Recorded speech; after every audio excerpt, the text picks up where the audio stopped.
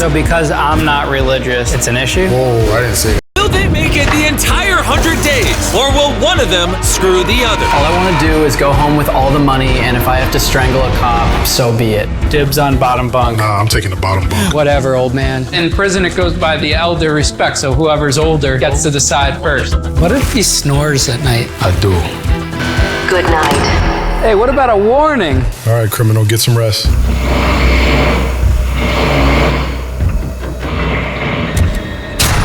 Good morning. It is way too early. This stupid cop was snoring all night. Snoring kept me up. You did? Yeah.